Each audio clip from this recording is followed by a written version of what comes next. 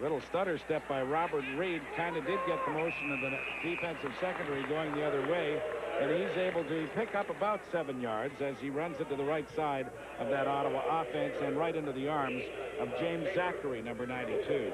That's interesting. Both of these teams today, Edmonton and Ottawa, starting 2 Canadian running backs in their backfield, and here's number 19, Robert Reed, following Brad Fawcett's block. But you know, it's interesting that already Ottawa is trying to establish that run. Edmonton's defense is the toughest in the CFL to run against. Burgess on 2nd and 3, looks, fires, and it was very nearly picked up by Frank Balkovic, number 49. So again, Ottawa will have to line up in what will be a punt formation. Whether or not they will remains to be seen. Well, you really wonder what Tom Burgess was looking at there, because he threw it right into the arms of number 49, outside linebacker Frank Balkovic. He's in his 3rd year from the University of Toronto, and he just dropped into his zone coverage, nothing fancy, and could have maybe had that interception.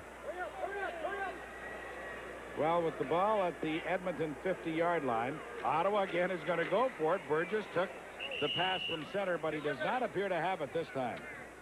Stuart Hill, number 36, was there to make the stop. It wasn't a clean exchange between the center and the quarterback to begin with. Well, it's an interesting punt alignment that the Ottawa Roughriders have been using most of 1986.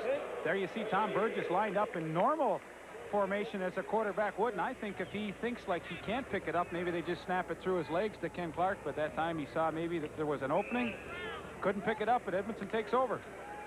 And this is a super situation for the Eskimos, because they begin from their 47-yard line. Dunnigan wants to set up the screen and does to Milson Jones. Oh, he got a great block from number 67, Rod Conop, pulling out of there. Tony Fitzpatrick, who's playing in his 2nd game as a Rough Rider defensive end, number 61, was there to make the tackle. There's a look at how the Eskimos line up today, and as they have most of this season, Milson Jones 34 and Chris Skinner 35, and the receivers, they're terrific. Yeah, they've got a good group to work with. Rick House back in the lineup today. Still got a pretty tender ankle, but they feel like he's able to play, and they want to get him some work before the playoffs start. You know, we talked in the opening, this is a critical game. They want to sew up first place right here. Well, the ball comes loose, and the Ottawa Rough Riders have recovered it back at the Eskimo 47-yard line.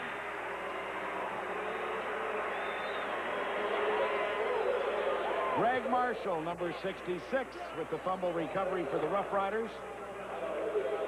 Great penetration along that right side, and number 21, Will Lewis, comes in and puts the final hit. Michel Bourgeau is well in there, and Greg Marshall comes up with a fumble recovery and a big break for the Riders.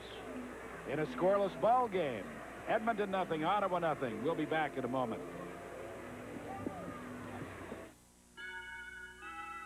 The first Canada Savings Bonds went on sale 40 years ago as everyone looked to brighter days. They've become our favorite way to invest and save because they're fully secure and they can be cashed at any time. Canada Savings Bonds give such a healthy rate of return, the future still looks brighter for everyone who buys them. Once again, once a year, Canada, your bonds are here. On sale October 27th.